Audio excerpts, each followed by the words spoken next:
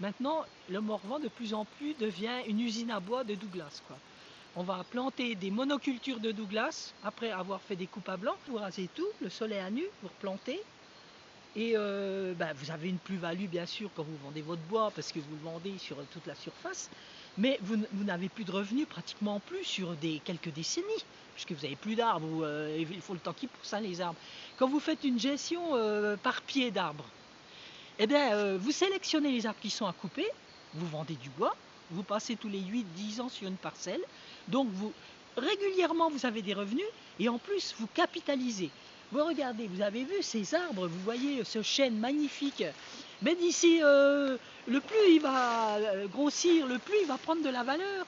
Donc en plus, non seulement vous avez des revenus réguliers, mais vous capitalisez aussi votre patrimoine forestier. À un moment donné, ce chêne, si on décide de le couper, ce que je regrettais, je vais vous dire celui-là parce qu'il est tellement beau, moi je le prends dans mes bras et je l'adore. Mais si on le coupe, il va avoir une valeur extraordinaire parce qu'il est de qualité, c'est un bel arbre. Donc ce qu'on reproche aux coupes à blanc, c'est qu'on va toujours vers un système, parce que vous avez fait une coupe à blanc, vous plantez, vous recommencez à faire une coupe à blanc quelques décennies après, et c'est une destruction sans suite, quoi, et sans fin. Et comment ça se fait qu'on voit des arbres morts au sol?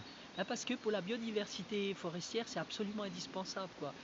Il faut des arbres morts au sol, il faut des arbres morts debout, il faut aussi des arbres à cavité. Nous, on en a marqué 13 qui ne seront pas coupés sur la propriété ici. Et ça fait des microcosmes avec il y a des insectes, des champignons. Et si d'ici quelques temps on passe, cet arbre-là, il va s'être intégré dans le sol. Donc ça refait l'humus du sol. Et c'est pour ça qu'on dit qu'il ne faut pas qu'une forêt soit propre.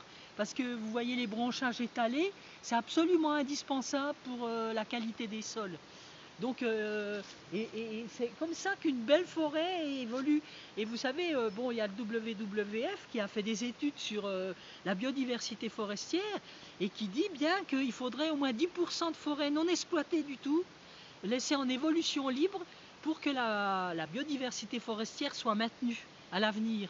Et on en est loin, hein, parce que le discours, c'est de dire qu'il faut produire, produire, produire. Mais quand même, faut quand même pas oublier que le bois, il suffit pas de taper dans ses doigts pour qu'on ait quand même du bois à disposition et que la filière bois soit approvisionnée. Quand il n'y aura plus d'arbres, comment on ira chercher quoi?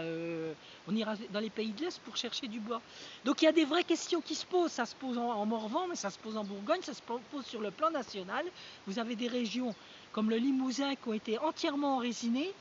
Donc vraiment, nous on se bat parce qu'on a encore des belles forêts feuillues mélangées.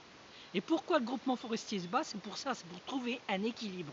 Le rôle du propriétaire et d'un spécialiste de la forêt, un expert forestier, comme nous on a, c'est de gérer et de mener la forêt où on veut qu'elle aille, pour vous donner quand même des revenus, mais qu'elle soit toujours performante.